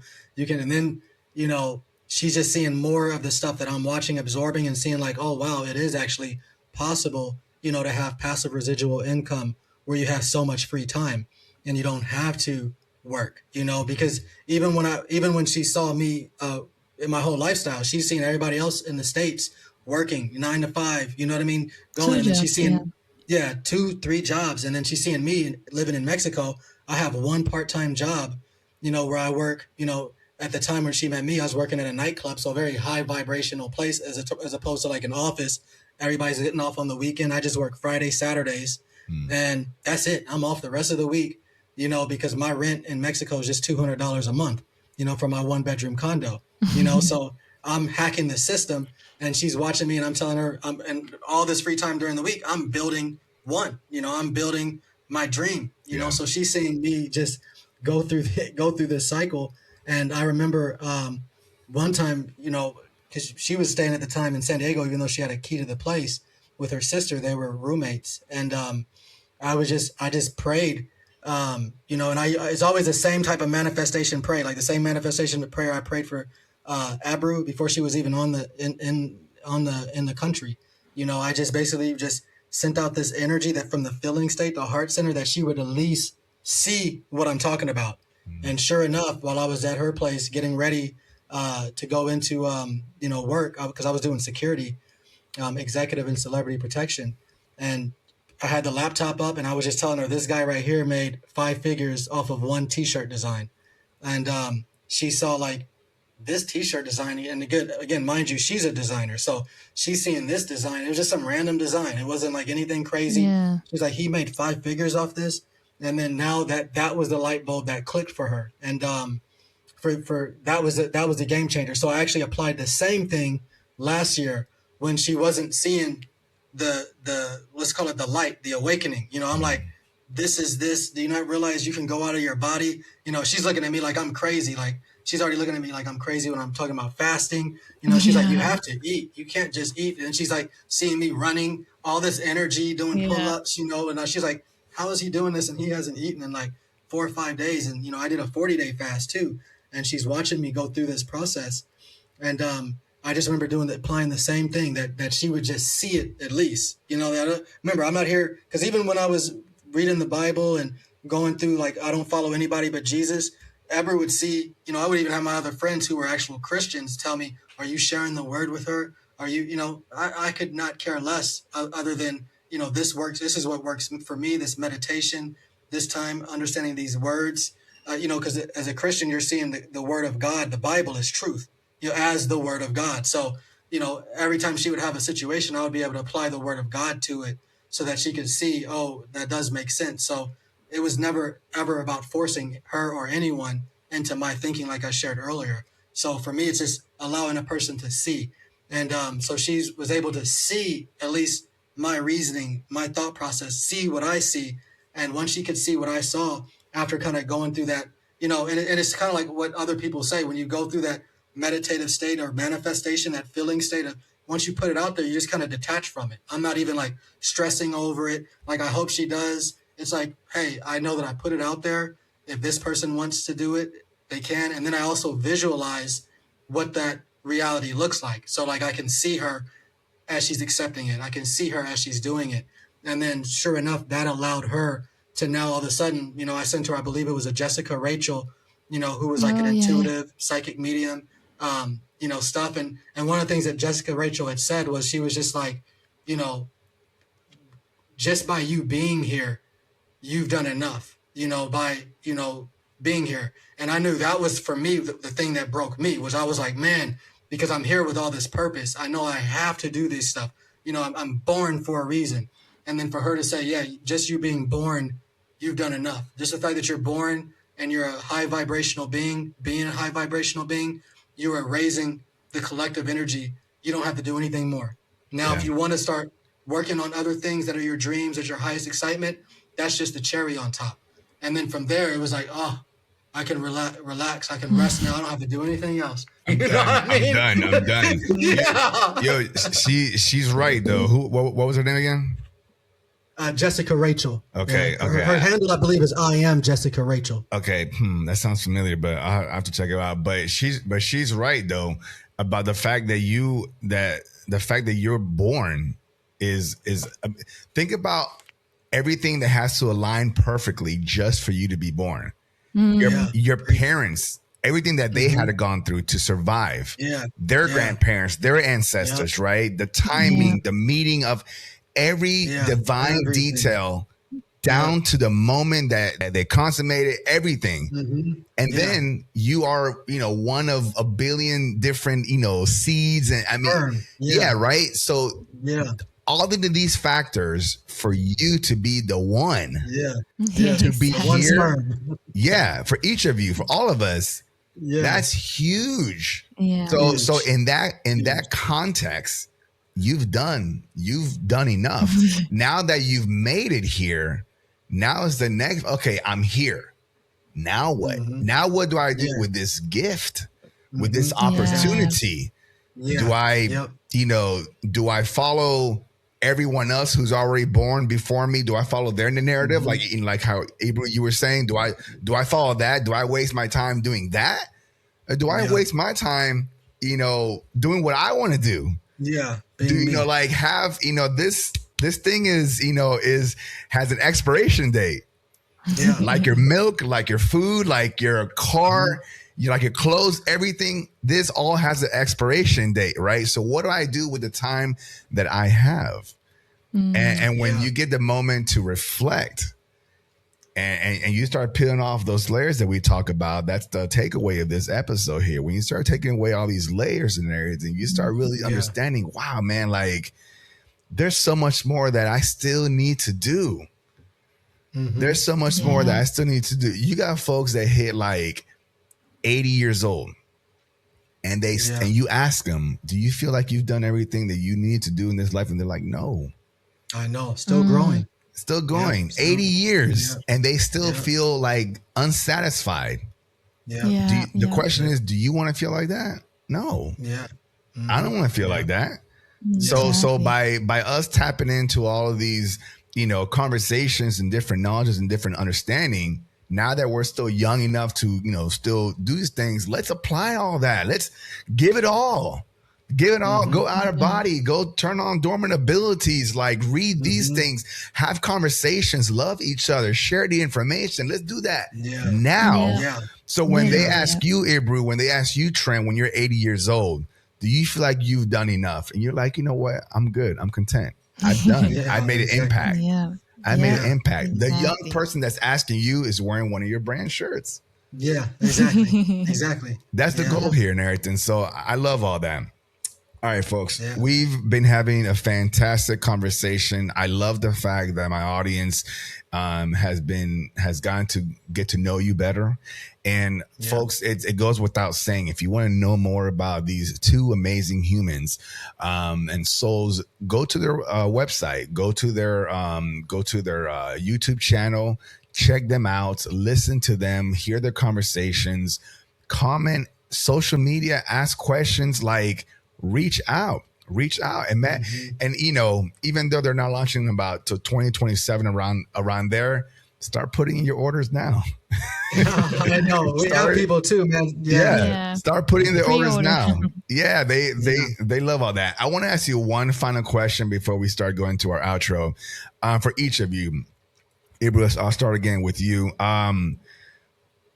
With all the conversations that you've had with folks, not just on the podcast, but even offline with each other, with you and Trent, the things that you've been looking into, your current understanding, what's still that one thing that is still making you scratch your head that you're like, man, I don't understand this, but I'm really trying to follow a particular path to try to reach that answer. What's that thing that still is the back of your mind? What draws to you? Oh, that's a good question.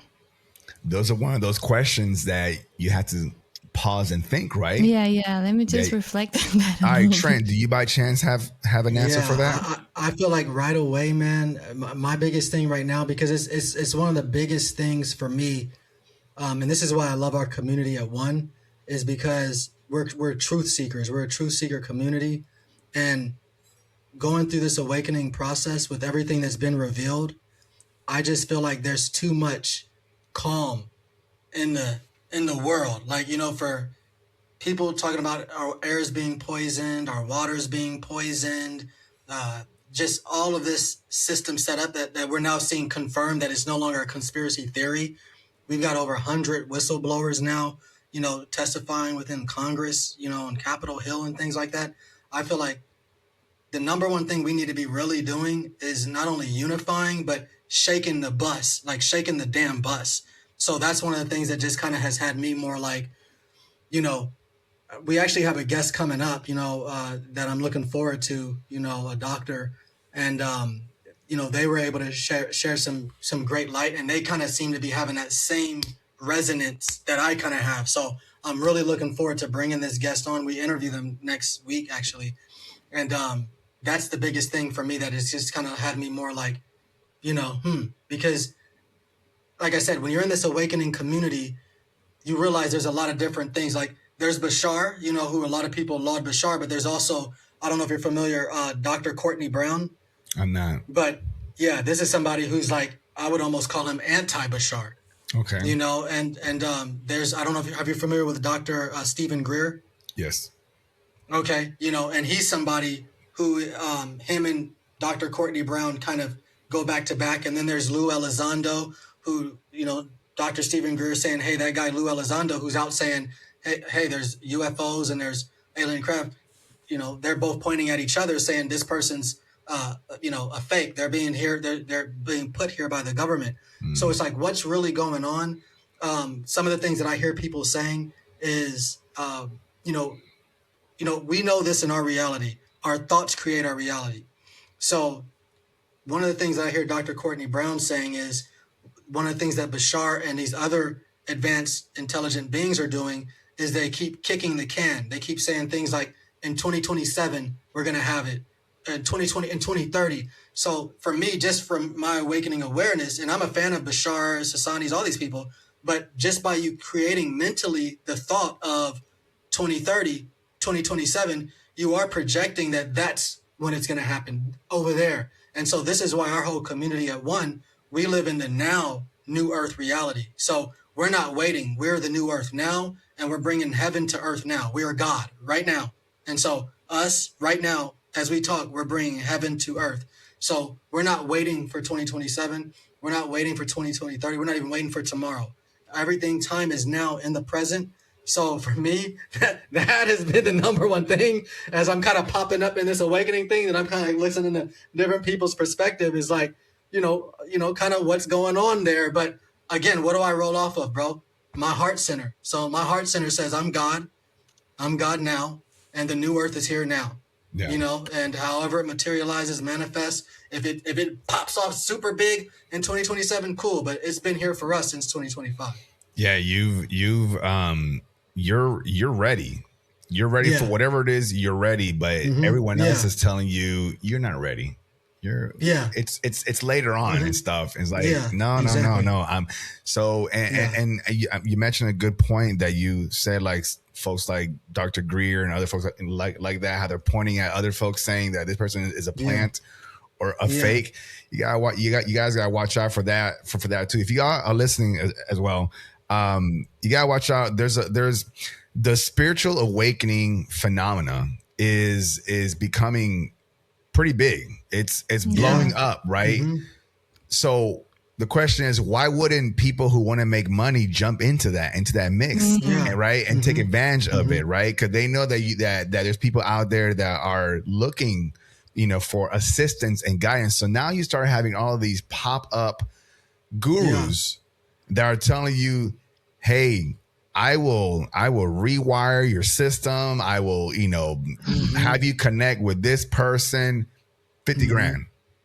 Right. Now they're throwing all these dollars.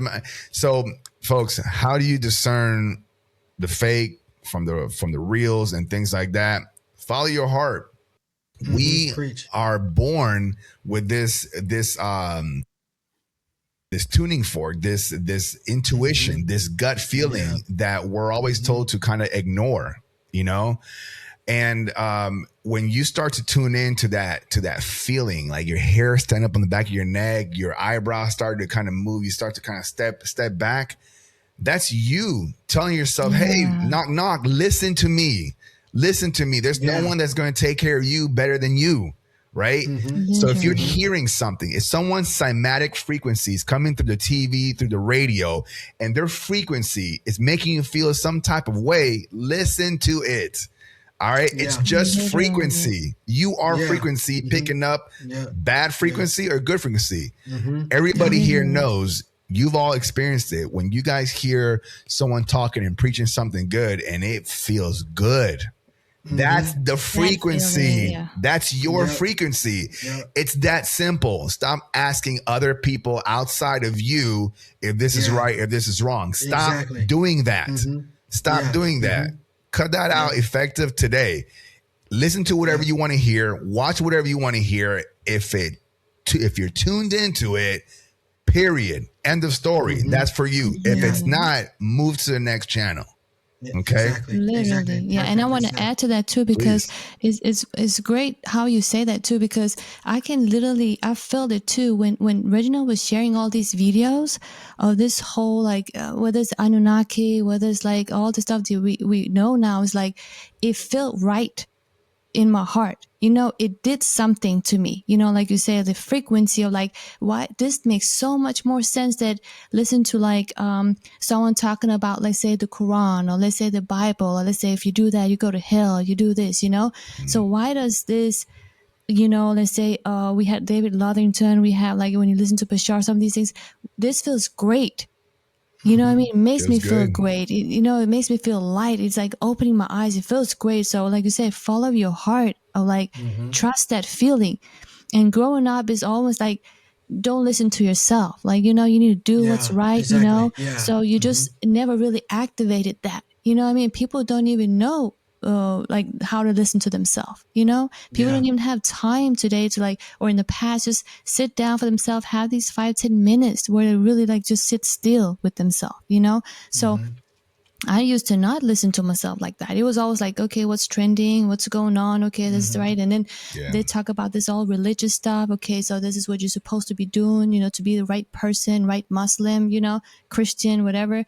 And then just when you just listen to something where it's like, man, this feels so great. I mean? There's something that makes me feel powerful. Okay, it makes me feel like I'm God, like I control this, you create your reality, So it's beautiful, you know. So I feel like it's so important to like really sit still with yourself, but at the same time, just listen to yourself, you know, and just be still, meditate, you I know. appreciate you sharing that, and you're absolutely right. We're talking truth here, talking authenticity here as well, and even on the same note for when you're comparing small podcasters to large podcasters, right? A lot of people follow the trend of they look at a podcast and they're like, this person has 50,000 subscribers. They must be talking some good stuff. Yeah. What if they're not? Yeah. What if they're not, right? So then you see somebody that has 50 subscribers and they're talking some stuff that you're like, wow, like that's some good stuff. But you don't subscribe because they don't have a big following. All right. That's how a lot of these podcasts, you know, are born and they die because people are watching, they're absorbing the content, but then they're too afraid to be part of that group. I don't want to be number 51. I want to be number 50,001, right? So just to clarify, folks, it's not about who has a larger following. It's about the message. It's about the frequency, whatever that they're talking about. Take a moment and listen and follow your heart, because when you become that 51 subscriber, you look back a month later, now, you know, now it's 200, now it's 300, now it's 400, right? Okay. But you are in charge of your destiny, right? You know, you help other beings create collectively. Folks don't understand that we actually created this existence together. How? That's a different conversation, right? But the point is that collectively we created this. You know, I know a lot of people are following that, you know, it was God that created this and blah, blah. Great. That's fine. When it's your time, you'll catch up and everything. But collectively, we all have created this experience so we can experience it. Okay. Yeah. Exactly. You know, it's like I build a house, right? I build a house. I put all the furniture in there. I put everything that I need. Now I'm going to go live in the house. That's what we're doing. We created this and now we're experiencing it. Okay. Yep. And everybody on this experience is family, just like that house. Yeah. Everybody in there, Exactly. we're all family. We're all having a good time. Folks, We're all one. Yeah, we're all one, man. This was a great conversation. We can go on forever. We'll do another part 2 of this and stuff. Yeah, you know, I like talking to you guys. I hope you guys had a good time. How you guys feeling? Oh yeah, we had a great time, man. great, And also for the record, I just want to let everybody know I have no issues with Bashar, Dr. Stephen Greer, all these people. I'm literally just observing. That's it. You know, just, you know, I have no one way to feel another, but I do, like we just said, I do feel it's important what you were just saying, Cesar, to tune into the heart. You know that, you know, it's not about what's being said on the left or the right, but what do you say? You know, not what your pastor thinks about this or what this person says, but what do you say in your heart? You know, so that's just where I'm at now. Is just I'm listening to myself more. Now that I'm taking in information, I understand that I'm God. We all have access to the same information. We're all God. So trust yourself more. Trust your instincts. Trust your intuition. Trust your heart. Absolutely, and I appreciate you sharing that. And you guys know when you know, a lot of these thoughts that come into our mind, we think that we're creating it. We're creating those thoughts. Those thoughts are already there. They exist, right? You're just tuning into it and everything. And whenever you think of an idea, it's because it's in your field of potential. So what that means is, like, I'll ask you this, Trent, do you have any will or drawn to becoming, just to say, a pig farmer? No. Okay, exactly, right? Exactly. Do you know why? Because that's not in your field of potential. You're not thinking of that. So any thought that comes to your mind that you even entertaining for a second, it's in your field of potential. That means that you're potentially able to do any of those things. Are you drawn? Do you want to, by chance, not to be egoistic or whatever, but would you like to be a multi-millionaire? Oh yeah, it's in your field. You know, it's in your field and everything. Do you want this to be the number one, clothing brand on the planet? it's Yep, you in already your are. field. Yeah, Okay. exactly. Are you gonna Yep. make clothes for pets, for dogs and cats? We haven't planned on it, Okay, but you you have might be plan, pretty right? soon. So it's somewhere in between, right? I So know. if y'all are following and everything, any Yeah. idea that comes to your mind, like you weren't thinking about it yesterday, but today is like, you know what? That's a pretty good idea. It just came into your field because something happening in your divinity is drawing that idea, that thought into your field. Even though you may not hit it on target, it's potentially it's available to you. So any of these grander, large ideas, dreams that you have, they're there for a reason. Yeah. Okay. And Preach. don't let Yeah. anybody tell you. If you say, man, I would like to fly an airplane, don't let anybody tell you, you can't do that. No, you can't do that. It's in my Exactly. field. I can do Yep. that. Exactly. So keep that in mind. Ebru, one last thing. Do you anything you want to say to my audience before we take off here? Yeah, I just feel like it's so important. I feel like what has clicked for me and like really changed my mind and perspective and everything. I feel like it just know that you create your own reality. You know, first of all, like be your authentic self. I feel like that's the key to everything. And because it was such a big thing for me, just going from listening to everybody to right and left and not really knowing myself, just be your authentic self, you know, and trust yourself and follow your heart as we talked about, but also just know that you are God, know that you are powerful, know that you create your reality. And I feel like it's so, so important to know that because it's so easy to blame parents, grandparents, like job, environment, and why not where it's supposed to be.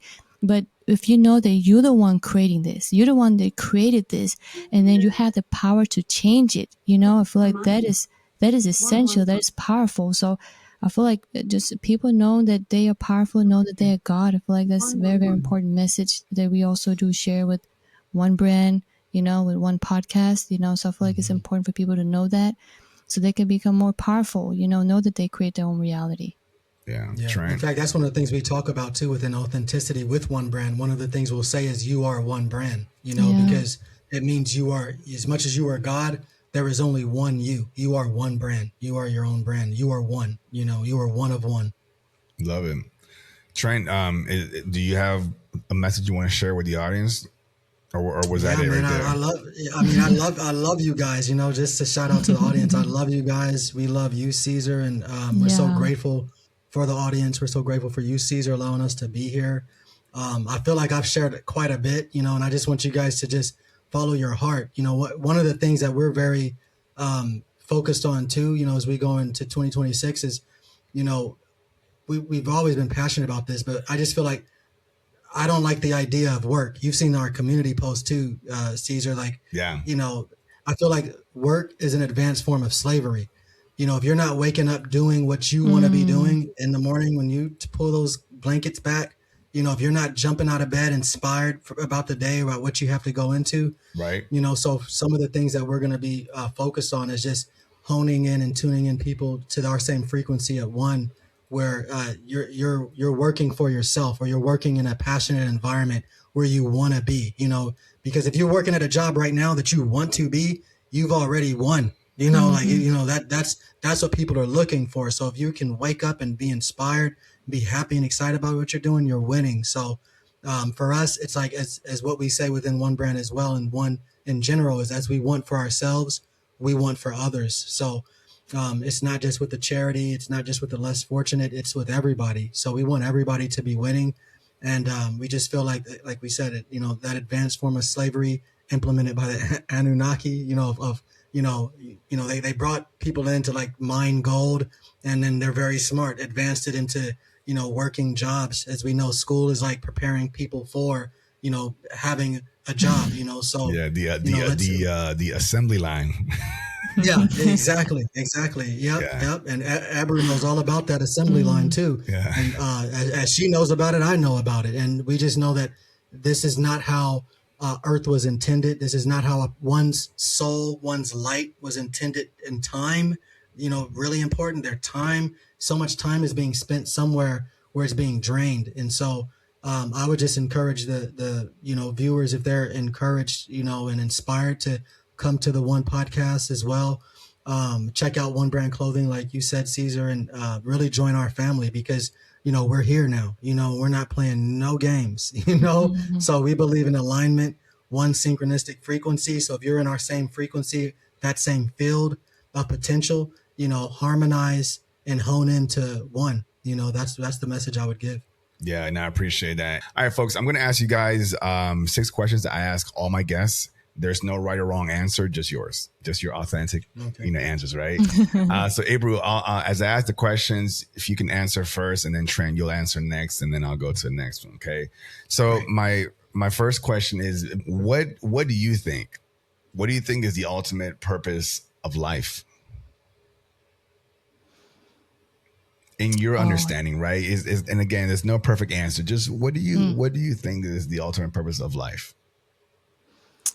I feel like we decided to come to this earth to have a great experience.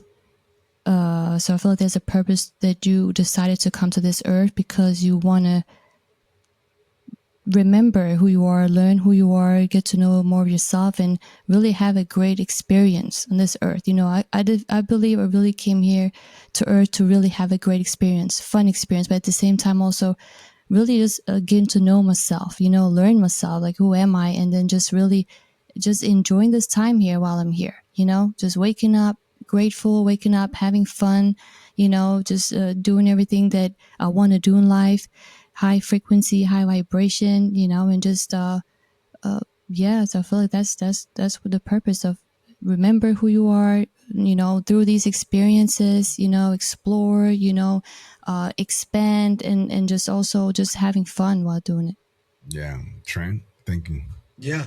I would literally say the exact same thing. Honestly, it's to come here, to find yourself, to discover yourself, find your purpose, find your divinity. It's kind of like you're just going through the stuff to figure out who you are. As we talk about remembering your divine essence, and at the same time, as Ebru said, having a great time through your human experience. Because that's something I would tell Ebru all the time before this awakening. I would say, I really love this human experience. I'm here for the human experience. And at the same time, serving others. I really believe that we're here to serve others. As we've heard in the Bible, where Jesus has said, a king is basically here to serve. And we also have the famous scene where Jesus, the Christ, is showing people, his disciples, as much as I am Jesus, the Christ, the King of Kings, I'm here washing your feet. So it's really understanding that same sense of as much as we're God, as much as we're here to have a good time, that there really is no greater thing for me than to serve, honestly. I love what I'm doing with the One Podcast, with One Brand, and activating people, reminding people. So I completely agree with Ebru. Yeah, absolutely. I appreciate you guys sharing that. Ebru, what is your definition of God? Yeah, it has changed, but definition of God, I believe it's yourself, like you are God, So I used to have this of like, I used to pray, I used to like look up to Allah because I believe that there's something out there that's supporting me, helping me, created this. And after this awakening and just really understand like I am God, everything is within myself. And this is me creating my own experience, I decided to come here, so it's just really within yourself, I am God, so I feel like, that's probably the best answer. Yeah, that's your answer. I love it. Trent? Yeah, I feel like Ebru is reading my mind. She's taking, accessing some telepathy. Yeah, but I would say the same thing. You are God, and we are God. So we are one. And there's and I believe everything's God. When I had did a medicine or a plant, called salvia, I believe that was the first thing. This was way before the awakening experience. That was the first time I ever seen something with my eyes. And one of the things that I saw was the curtains, the blinds in this home. They literally had eyes and a mouth, and they were just like blah blah blah blah. I don't know if you remember Snuffleupagus. Do you remember Snuffleupagus? Dude, the big elephant. Yeah, same type of voice. Talking through the blinds, but it wasn't Snuffleupagus. It was like this thing had its own consciousness. Yeah. And I was just like, after that experience, I was just like, everything is alive. You know what I mean? I couldn't help but feel everything is alive. And I remember hearing Bashar say, that, for God to be everywhere, omnipresent, God has to be everything. So I really believe that everything, that we're all God, everything is this, sometimes I don't like to use the term fractal because it almost downplays it, but you are God. You are the all that there is. And together we are the all that there is. This is your world, Caesar. Yeah. We're just illusions in it, and this is my world. You two are just illusions. And the same thing with Ebru, so that would be my answer, just to kind of piggyback and, echo off of what Ebru has said. Yeah, I love it. And it just, as you guys were saying that, it just made me think of, I guess, like a metaphor, so to speak, that you have God, source, right? The ultimate being, right? Mm-hmm. And he created, or it, I almost say he, the source created Jesus, right? In order for God to experience himself as a human, Jesus was created, the man, the vessel and everything.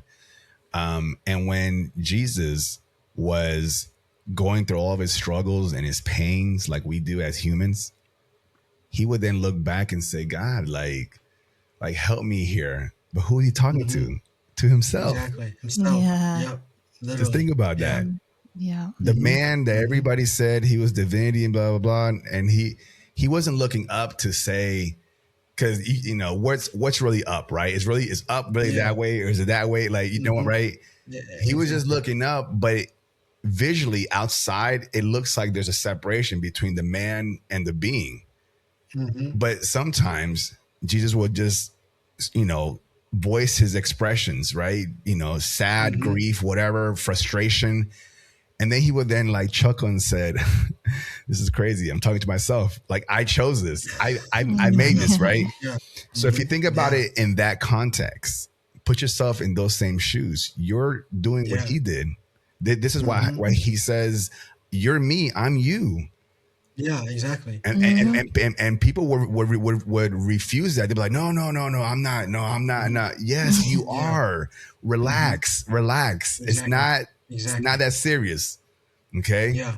So it's all about interpretation. It's all about, having that confidence like you two do, that you have no problem with all the love in your heart to say, I'm a God, but not with the capital G, right? You're just saying that I know what I am. I know who I am. Yeah. If you don't understand what I am, that's okay. 'Cause I know who I am. Yeah. I speak what I speak, right? I do what I do.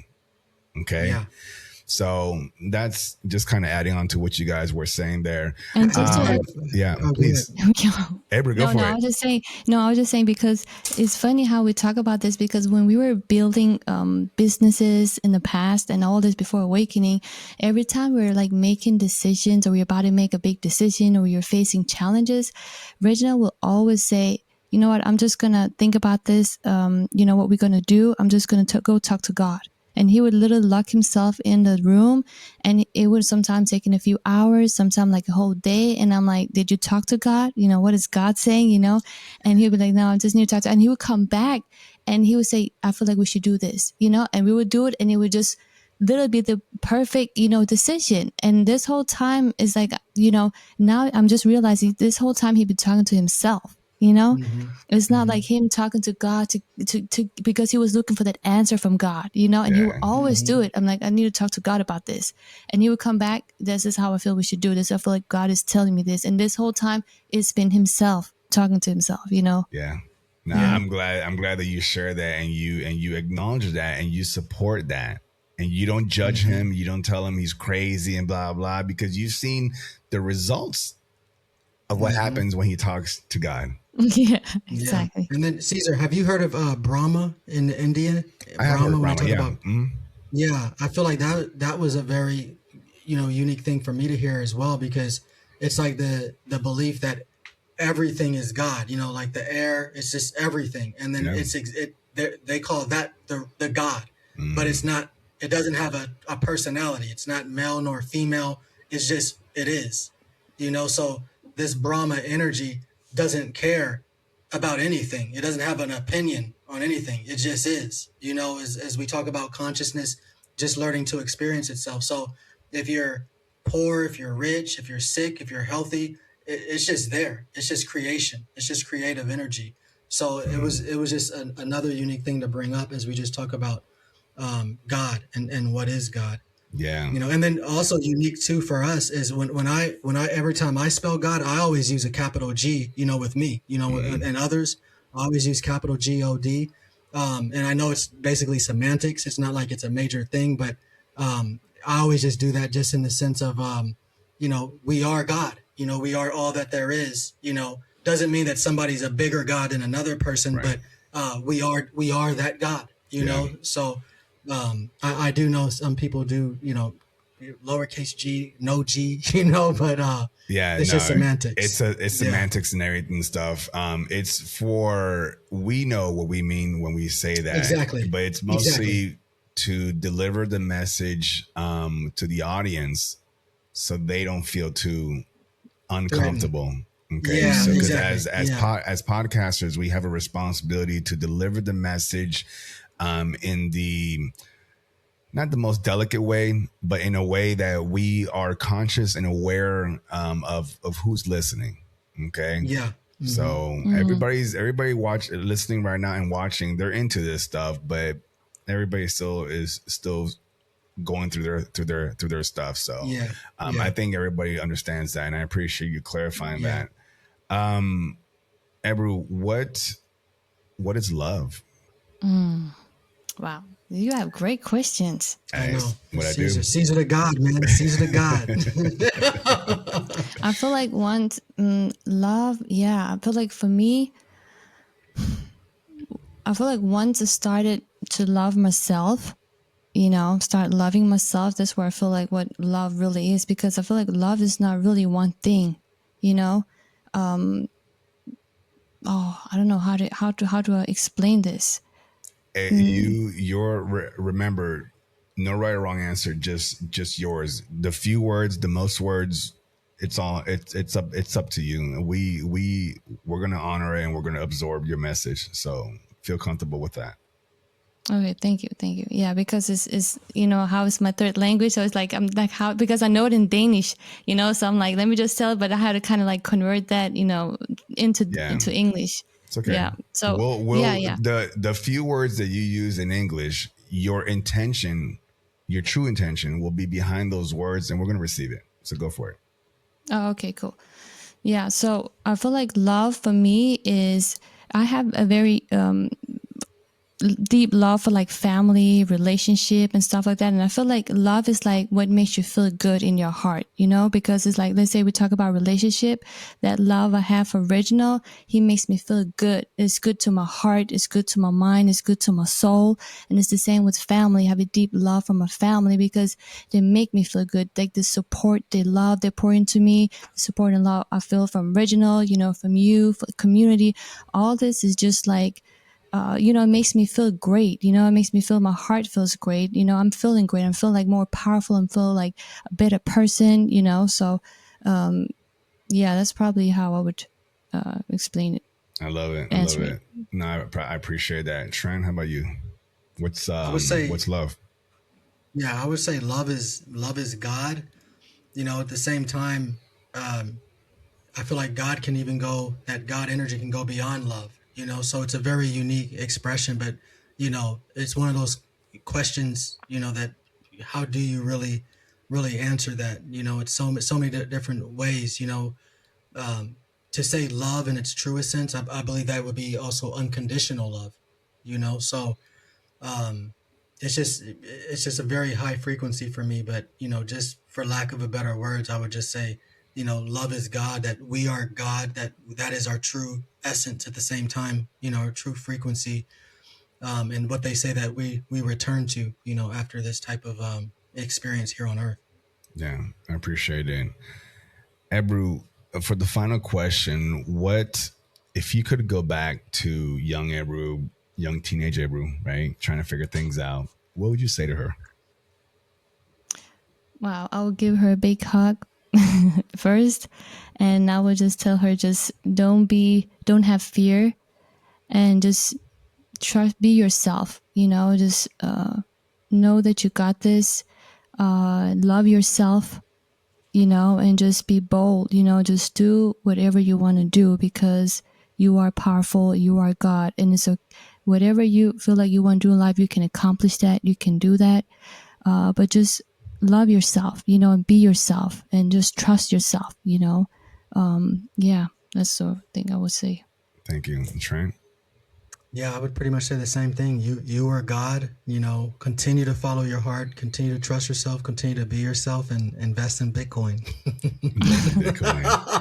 And that's not a bad move. And I want you both to know that what you just said just now to the young version of you, they heard it. Yeah, I love that. They heard it. Okay. You just healed yourself. Mm-hmm. If the young you needed to hear that, because what you just said, you didn't just make it up on the spot. Like, that's something that you were literally thinking about yourself, telling yourself those things, and you heard it. And what you're doing is it's quantum healing, right? We live, we're multidimensional beings. We exist in a quantum level. Okay. This is what they explain science about the unified field, the different versions of ourselves, parallel realities. So there's a version right now that exists as we speak of you as a young girl. She exists. And you, Trent, as a young boy, right? You guys exist right now. Your awareness, your current awareness, is focused on who you are right now in front of this screen. But that young person still exists. So by you speaking it out, okay, into the ether, right? They're catching it. They don't know, they don't feel it, but it's something. That hug that you sent to yourself, Ebru, the young version of you at some point in her life, you may not remember it now, but at some point you kind of like, man, like you felt that hug. Yeah. Understand? So anytime that you feel like there's something that the young version of you needed to know, just speak it into existence. Just say it. You'll feel it. Powerful. Okay. Powerful. Yeah, it is powerful. Yeah. Okay. Certainly. All right, folks. Well, again, this was a great conversation. Folks, as a reminder, go check out the One Podcast. They're doing great things. They're actually blowing my mind with just the where their heart is, who they're talking to, how they're having these conversations, their intention. That's the key thing. What is the purpose? Like Ebru, we were saying earlier, right? What's the purpose? Why am I doing this? I can clearly see and feel what they're doing and why they're doing it. And I think they're, from me personally, from Cesar, I think you guys are exactly where you need to be right now at this time. Okay. You guys are doing fantastic. I love you guys for that. Yeah. Love you. Folks, don't forget, I got a website. All right. Beyond the Frequency, 369.com. Go check it out. You'll see all the things that's going on with the show, collabs, all of that good stuff. You'll see my book there. If you go down to the Mindsight tab to learn, to book a session with me. If you're interested, if not, that's okay. Okay. Hopefully some of these conversations are triggering dormant abilities in you guys. And the Discord. I have a Discord as well on the website. So the community is growing. People are in there talking about remote viewing, OBEs, Mindsight, UFO abductions, meeting each other in the future, in the past, time jumps. Everyone's talking about all this stuff here. So you guys go on my website, find the Discord link. Actually, at the bottom of this description, you guys just click there and go be part of the community and start conversing. I'm learning so much from these folks as well. So it's a very good, healthy community. And as always, folks, I love you. I see you. I hear you. I am you. Continue to ask questions. Don't be afraid to pull back the curtain and take a deeper look. Push forward, always reaching beyond the frequency.